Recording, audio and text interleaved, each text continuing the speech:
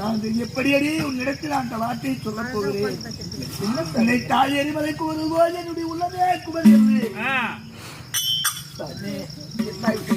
அந்த சிவனடியாரை சென்று நான் சாதம் வளைக்க சாதம் சாப்பிட கூப்பிடும் போது அவர் என்ன வார்த்தை உரைத்தார் தெரியுமா? வார்த்தை, உன் அரமனையிலே நான் சாதம் சாப்பிடுவதாக இருந்தால் என்ன சாதம் எனக்கு போடுவா என்று கேட்டார்.